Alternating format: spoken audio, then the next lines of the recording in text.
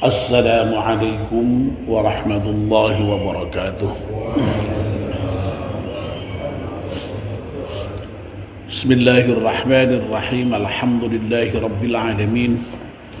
Wassalatu wassalamu ala ashrafil mursalin Sayyidina wa maulana Muhammad wa ala alihi wa sahbihi ajma'in, amma ba'd. Ibu-ibu, bapak-bapak, dan saudara sekalian, jamaah salat subuh Masjid At-Taqwa yang insyaallah dimuliakan dan dirahmati Allah Subhanahu wa taala. Alhamdulillah, kita panjatkan kepada Allah rasa syukur kita atas nikmat yang Allah berikan kepada kita, atas rahmat yang Allah berikan kepada kita, atas hidayah yang Allah berikan kepada kita, sehingga kita pagi ini sehat walafiat dan bisa memanfaatkan kesehatan kita ini untuk hadir di masjid, sholat subuh berjamaah. Dan sekarang kita masih melanjutkan melakukan kajian pada subuh. Tentu kita memohon pada Allah Subhanahu wa taala semoga seluruh rangkaian ibadah kita di pagi hari diterima oleh Allah Subhanahu wa taala. Amin ya rabbal alamin. Mari kita mulai kajian kita dengan berdoa bersama-sama. Bismillahirrahmanirrahim. Asyhadu an la ilaha illallah wa asyhadu anna Muhammadar Rasulullah. Raditu billahi rabba wa bil islami dina wa bi Muhammadin nabiyya wa rasulah. Rabbi zidni ilman nafi'a warzuqni fahman wa hukma wa alhiqni bis salihin. Amin. Mohon bacaan surat Al-Fatihah sekali untuk pengarang kitab Nasihatul Ibad. Dengan iringan doa, semoga kitab yang kita baca ini bermanfaat untuk kita semuanya. Al-Hadiniyah Al-Fatihah.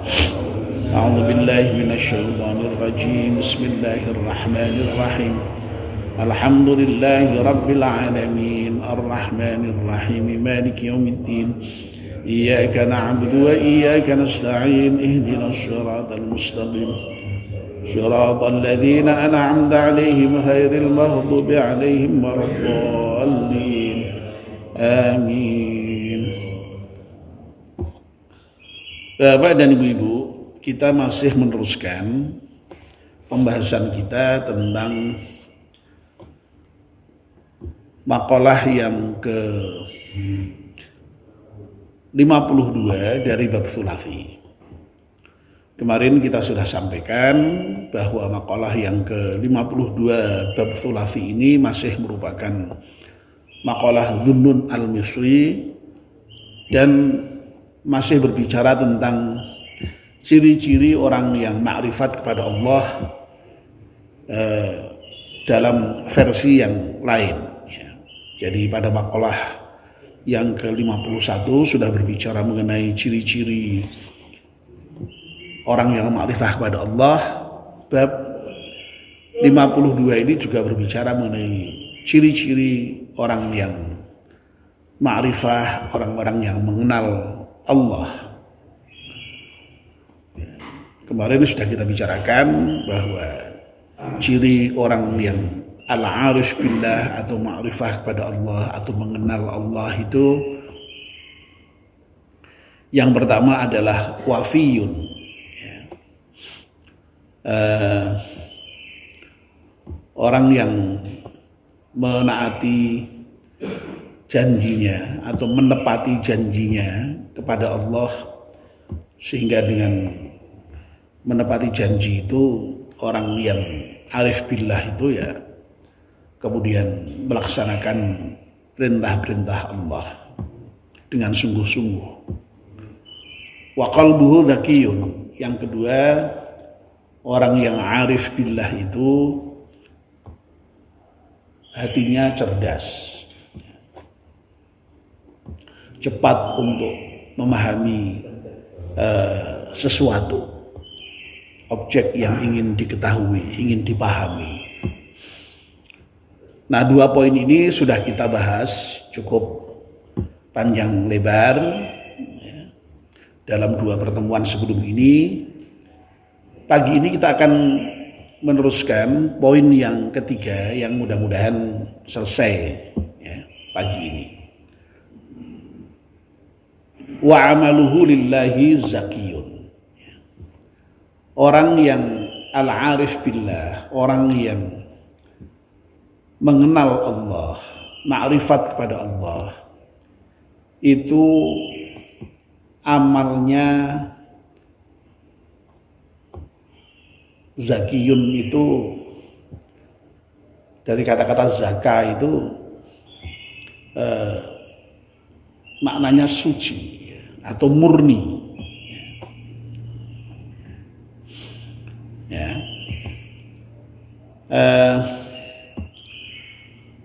Murni itu kalau dalam bahasa yang lain atau istilah yang lain itu kita lebih mengenal dengan kata-kata ikhlas itu ya.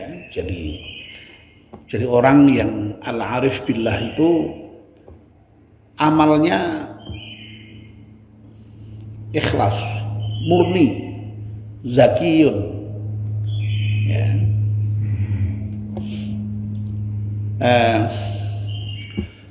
Tapi memang yang namanya kata-kata zaka atau kemudian menjadi zakiyun itu ya, orang yang murni itu ya, atau amalnya yang murni itu, zakiyun itu artinya juga tidak hanya murni, tidak hanya sepadan dengan ikhlas, tapi makna kata-kata zaka atau zakiyun itu ada juga makna lainnya, berkembang ya. Jadi bertambah berarti ya, makanya ibadah yang namanya zakat itu ya satu akar kata itu dengan zakiyun ya, berasal dari kata zakah. Itu artinya tadi itu ada unsur murninya tapi juga sekaligus berkembang, bertambah. Nanti akan kita jelaskan ya, kita jelaskan di belakang. Ini sementara dari segi makna kebahasaan ya. Ya, makanya ini kemudian di dalam kitab ini Imam Nawawi memberikan syarah tentang apa yang dimaksud dengan bahwa orang yang al-arif billah itu amalnya murni ya, itu ay salihun ya, maksudnya ya amalnya itu bagus ya, zaidun dan juga senantiasa bertambah ya, fi kulli waqtin, setiap saat ya. Jadi orang yang mengenal Allah itu di antara cirinya itu ya amalnya bagus ya, atau juga dengan kata lain amal soleh. Amal soleh itu kan pasti dasarnya tadi itu ya, amal yang murni, yang ikhlas ditujukan kepada Allah, dan amal itu kemudian senantiasa bertambah dari waktu ke waktu ya. Nah, itu yang dimaksud dengan bahwa amalnya kepada Allah itu murni ya. Nah, mari kita coba untuk jelaskan lebih ya lebih terurai sedikit begitu ya. Tadi yang pertama bahwa makna zaka ya, zakiyun itu murni ya. Padanannya adalah ikhlas ya. Nah, orang yang mengenal Allah ya itu ya otomatis itu mestinya ya amalnya itu kalau beramal itu ya murni karena Allah. Karena orang yang mengenal Allah pasti tahu ya kalau Allah itu di antara sifatnya itu memang tidak mau diduakan. Allah itu ya tidak mau diduakan, tidak mau dimadu, itu Allah itu ya. Jadi tidak hanya ibu-ibu saja yang tidak mau dimadu itu. Lebih-lebih Allah itu tidak mau dimadu, diduakan, ditandingi, itu tidak mau Allah. Ya. Ya. Ya. Allah dengan sangat tegas ya dalam surat apa itu ya yang sering kita baca itu ya di juz amma itu ya, surat Al-Bayyinah yang lam yakunil itu ya, lam yakunil ladzina kafaru dan seterusnya itu kan Allah dengan sangat tegas, wa ma umiru ya, illa liya'budullaha mukhlishina lahuddin. Ya. Jadi Allah itu tidak memerintahkan kita semua ini kecuali untuk menyembah kepadanya, beribadah kepadanya secara murni, secara ikhlas. Ya.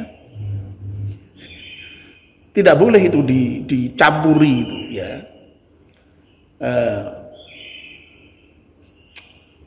Ya. Karena apa? Ya, sekali lagi tadi itu. Ya, karena memang Allah itu tidak mau ditandingi, tidak mau dimadu, itu tidak mau Allah. Ya. Dan dalam ayat yang lain Allah juga memang dengan sangat tegas itu menyatakan ya, wala taj'alu lillahi, oh bukan wala ya, fala ya, keliru saya ya. Kadang-kadang itu dari segi makna sih memang tidak begitu berefek, tapi teksnya pakai fa itu, fala taj'alu lillahi andada ya. Wa antum ta'lamun ya. Jadi kamu pasti mengerti lah kalau Allah itu tidak mau dimadu itu, tidak mau ditandingi itu. Karena itu ya jangan membuat tandingan-tandingan bagi Allah itu, membuat sekutu-sekutu bagi Allah. Tandingan itu sama dengan sekutu ya. Makanya berbuat syirik itu Masya Allah dalam Islam itu dilarang betul itu, dan itu merupakan dosa yang terbesar itu. Ya. Ya. Orangnya musyrik namanya, perbuatannya syirik, orangnya musyrik, itu tidak boleh sama sekali. Itu apa namanya? Ya karena melanggar larangan Allah untuk tidak membuat sekutu-sekutu itu, tidak membuat tandingan-tandingan itu. Ya. Jadi, nah kalau orang sudah seperti itu, paham, tahu betul, ya, arif, ya, memahami, mengenal Allah yang seperti itu ya. Kemudian tadi itu, ya, pasti kemudian orang itu ketika beramal, amalnya ya ikhlas, amalnya zakiyun, ya, murni. Ya. Ya. Kalau Pak Fadil pernah menggunakan istilah lain dalam bahasa Jawa itu meligi. Ya, meligi itu berarti kan apa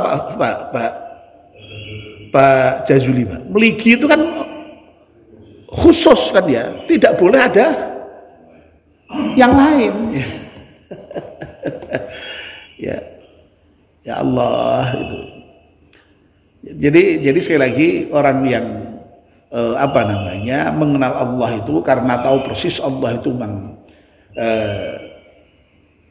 merupakan satu-satunya Rabb kita, dan karena Allah itu merupakan satu-satunya Rabb kita ya, Tuhan kita itu, maka kemudian Allah itu memang merupakan zat yang satu-satunya harus kita ibadahi ya, kita sembah. Dan ketika menyembah Allah itu sekali lagi tuntutannya ikhlas, tuntutannya murni ya. Wa ma umiru illa liya'budullaha mukhlishina lahuddin tadi itu. Ya. Makanya orang yang syirik itu Masya Allah dilarang betul oleh Allah Subhanahu wa ta'ala. Ya. Nah riya itu syirik khafi termasuknya itu ya. Jadi makanya juga tidak boleh riya itu ketika beramal itu ya. Jadi intinya memang diminta untuk murni meligi hanya untuk Allah Subhanahu wa ta'ala. Ya.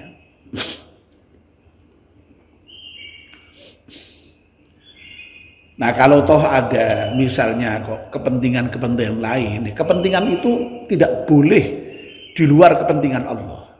Ya, ya, ya misalnya dalam hal sholat seperti ini kita ya. Itu niat kita itu emang hanya karena Allah, tidak boleh yang lain, sudah titik karena Allah, tidak ada embel-embelnya. Itu yang paling bagus. Tidak ada embel-embel ya, tidak ada embel-embel. Karena Allah itu saja titik. Tapi kalau misalnya kalau kita niat karena Allah lalu masih kemudian diikuti dengan keinginan, wah saya sholat ya, mengikuti perintah Allah karena Allah, saya juga kepingin nanti mendapatkan pahala, nanti saya kepingin masuk surga, saya terhindar dari neraka. Itu boleh enggak? Boleh. Karena apa? Karena memang ya Al-Quran sendiri mengatakan seperti itu. Kalau kamu sholat itu kamu akan terhindar dari neraka, dan kamu kalau sholat itu akan masuk surga. Jadi masih sejalan itu ya, dengan apa yang kehendaki Allah itu ya. Itu masih untuk kepentingan akhirat. Nah, tapi kalau misalnya untuk kepentingan dunia sekalipun, kalau kemudian kepentingan dunia itu masih di dalam kerangka yang memang itu juga untuk Allah ya, dan itu memang ditunjukkan sendiri oleh Allah maksud itu, ya boleh juga. Misalnya wah saya sholat itu dengan harapan supaya mendapatkan ketenangan jiwa misalnya, boleh enggak itu? Lo boleh itu, masa enggak boleh? Memang Allah sendiri yang menyatakan ala bidzikrillah tatmainnul qulub, bahwa yang namanya orang sholat itu zikir itu efeknya menenangkan jiwa. Sehingga kalau kita dengan sholat kok berharap mendapat ketenangan jiwa, itu ya masih dalam kerangka Allah itu ya. Jadi intinya tuh jangan sampai kemudian di luar kerangka Allah, harus masih di dalam kerangka Allah itu ya.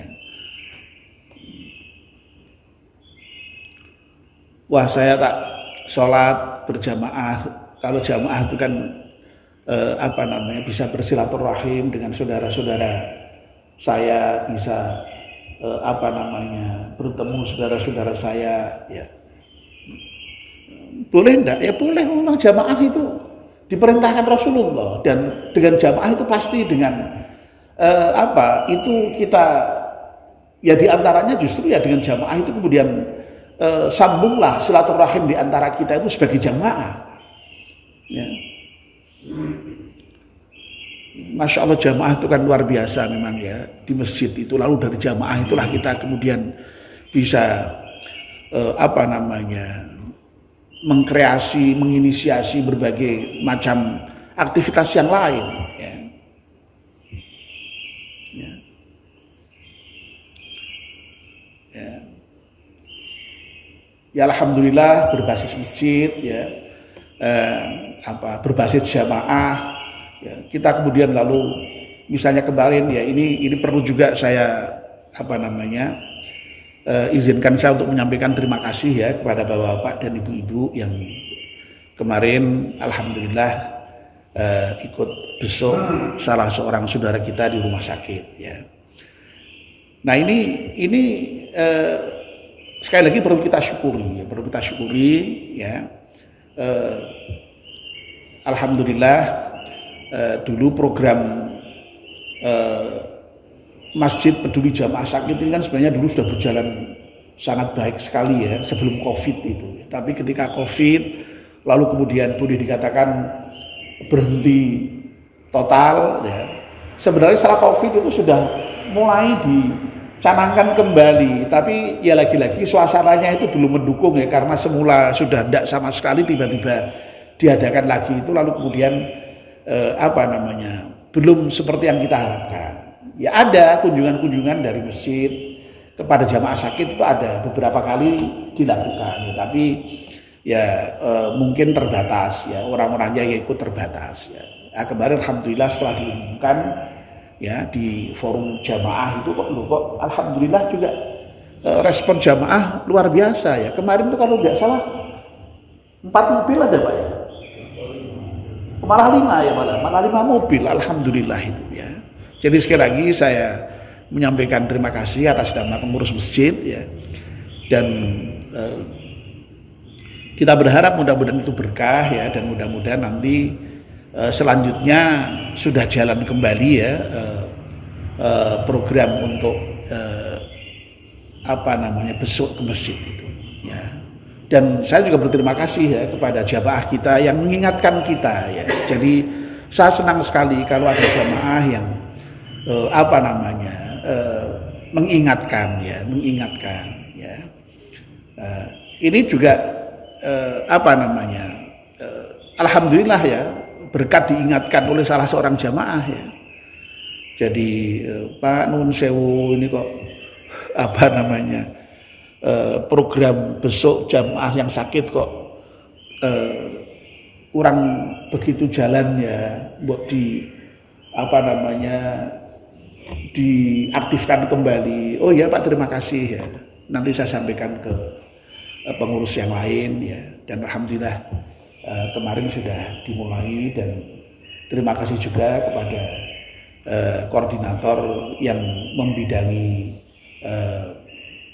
masalah sosial dan kemanusiaan ya. Jadi itu kan mirip-mirip lah, sosial dan kemanusiaan itu ya. Jadi bisa dua-duanya saya kira berkolaborasi untuk mengembangkan program ini. Dan ini saya kira sekali lagi cukup baik lah. Nyatanya ibu-ibu itu kemarin banyak yang rindu itu dengan kegiatan seperti itu ya. Kemarin hampir semua mengatakan seperti itu di mobil yang kita tumpangi dengan Pak Gatot itu ya, semuanya menyampaikan perasaan itu Pak ya.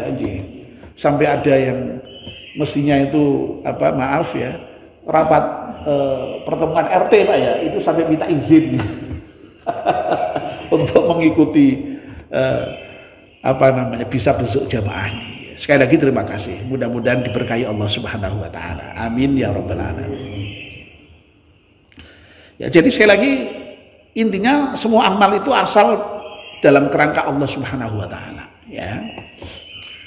Nah, yang ingin saya tambahkan ya, tadi sudah saya sampaikan bahwa yang namanya zakah atau zakiyun itu di samping punya makna murni ya, dan meligi tadi itu ya, itu juga maknanya berkembang ya. Makanya zakat itu fungsinya di samping untuk mensucikan jiwa dan juga mensucikan harta ya, itu juga justru malah mengembangkan harta ya. Jadi orang itu ketika berzakat itu jangan dikira kemudian hartanya berkurang, enggak ya. Dalam pandangan Islam itu orang itu ketika berzakat ya, apalagi zakat termasuk sedekah biasa sekalipun, itu justru akan bertambah, akan berkembang harta itu ya. Al-Quran sangat jelas kok ya. Jadi matharul ladzina yunfiquna fi sabilillahi kamathali habbatin ambatat sab'a sanabila fi kulli sunbulatin mi'atu habbah wallahu yudha'ifu liman yasha ya.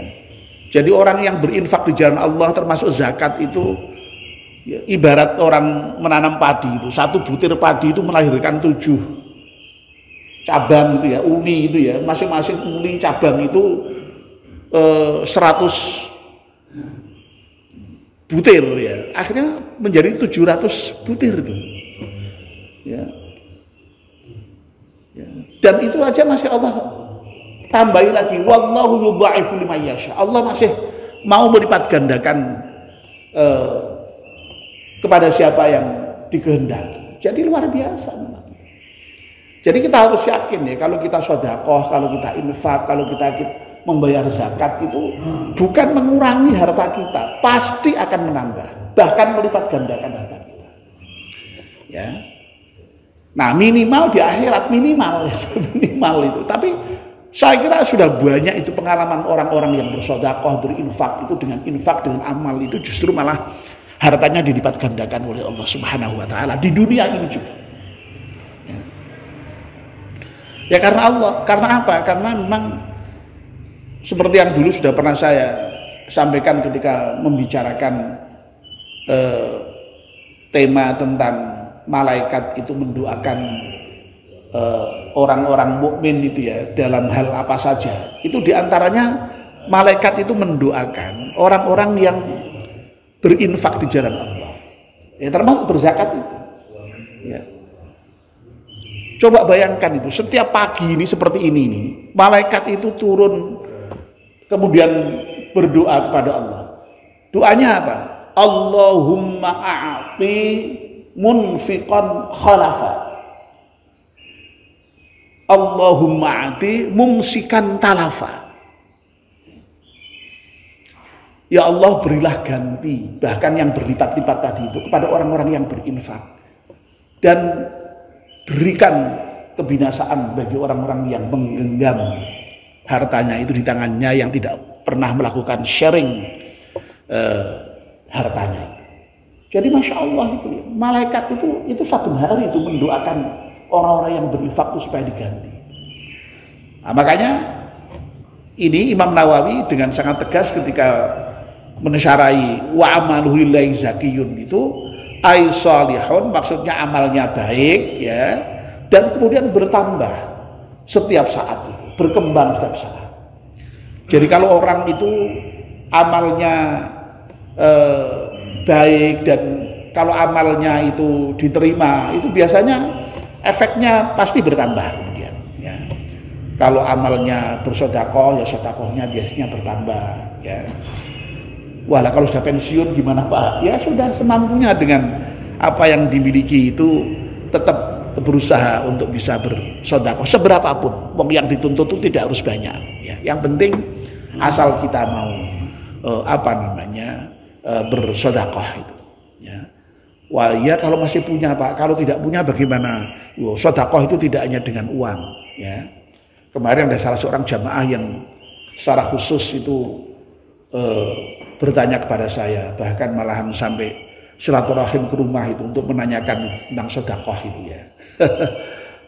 Oh, sedekah tidak hanya uang Pak. Kalau sedekah itu hanya uang, yang bisa sedekah hanya orang kaya ya. Padahal semua kita bisa bersedekah ya. Makanya dulu Nabi itu kan pernah ya merespon sahabat-sahabat yang protes pada Nabi. Bukan protes lah ya, tanya pada Nabi. Nabi, orang kaya itu enak ya. Orang kaya itu bisa sholat sebagaimana kita sholat. Ya, orang kaya bisa puasa sebagaimana kita puasa. Orang kaya bisa apa saja sebagaimana kita. Tapi yang beda, orang kaya bisa sedekah, kami tidak bisa. Ya, jadi mengadu pada Nabi. Loh, Nabi jawabannya kalau dibahasakan dengan bahasa santai itu ya, loh lah emangnya sedekah itu harus dengan uang. Ya, begitu Nabi itu. Ya.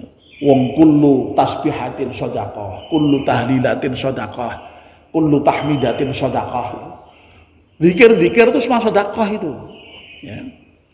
Sedekah. Ya. Makanya ya tapi kalau punya uang ya jangan sedekahnya, ya jangan zikir saja ya. Itu kan bagi yang memang betul-betul tidak punya uang.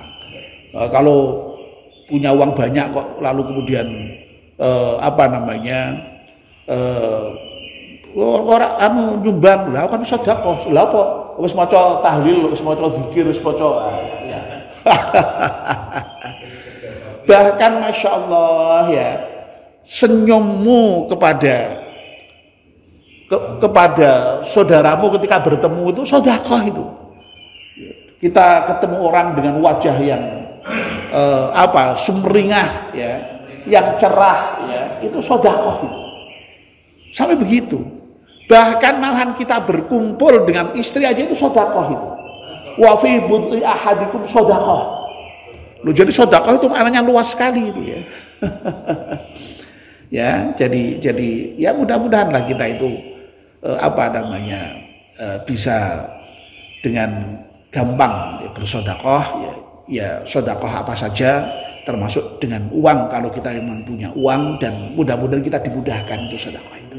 Sehingga dengan demikian sekali lagi amal kita itu bertambah, tidak hanya sedekah kita ya. Amal-amal yang lain juga insya Allah mudah-mudahan bertambah.